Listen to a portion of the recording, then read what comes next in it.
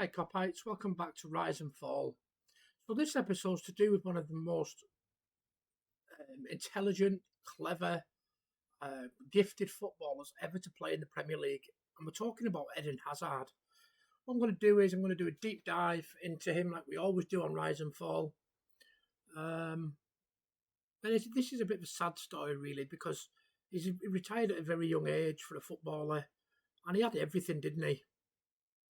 So Eden Hazard, one of the most naturally gifted players of his generation, at his peak untouchable, a Ballon d'Or contender, a Premier League icon, the kind of player who had fans on their feet every time he touched the ball. But fast forward to now, and his story is remembered just as much for the fall as it is for the rise. So how did one of football's brightest stars burn out so fast? Let's break it down. The rise, Lille to Chelsea. Hazard's journey started at Lille in France, where his talent was obvious from a young age. Quick feet, balance, vision, he made defenders look stupid by 2012. Every big club in Europe wanted him, and he chose Chelsea. At Stamford Bridge, he didn't just adapt, he exploded. 2 Premier League titles, FA Cups, League Cups, PFA Player of the Year. He wasn't just good, he was electrifying. Hazard at Chelsea was box office. He had that blend of flair and end products, 110 goals and 92 assists in 352 games. When Chelsea needed magic, Hazard delivered. The peak, World Cup and Europa League in 2018. This was his defining year. He captained Belgium to a World Cup semi-final, was named the second best player at the tournament, and then finished the season by carrying Chelsea to the Europa League trophy with a masterclass in the final against Arsenal. This was the Hazard people thought could go toe-to-toe with Messi and Ronaldo.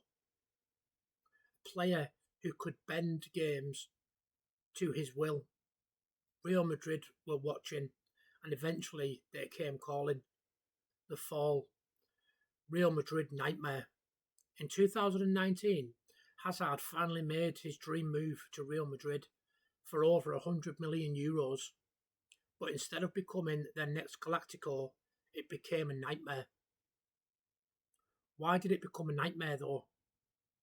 Well, his fitness was the first one. He arrived overweight. Hazard himself admitted he enjoyed his summers a bit too much. That lack of professionalism set the tone. Injuries, he never shook them off. Muscle problems, ankle surgery, constant setbacks. He only managed 76 appearances across 4 years. Confidence at Chelsea, he was the main man. At Madrid, he was in the shadow of Benzema and Modric. The spark, the swagger, gone. The numbers tell the story. 7 goals in 4 years at Madrid. For a player of his calibre, that's almost unbelievable. The legacy, talent versus application. Hazard's fall was steep. But here's the thing. Nobody forgets how good he was at his peak. Defenders couldn't get near him. Fans adored him. Kids copied his dribbles in the playground. His legacy will always be two-sided. At Chelsea and with Belgium, he's remembered as one of the greatest talents of his generation. At Madrid, he's remembered as one of the biggest flops in football history. And that's the tragedy. Hazard had everything to be remembered. Alongside Messi, Ronaldo, Neymar. Instead, his career is remembered with a what if. So my verdict, Eden Hazard's rise was stunning. His fall, brutal. A reminder that talent alone isn't enough. You need discipline, fitness, and mentality to stay at the top.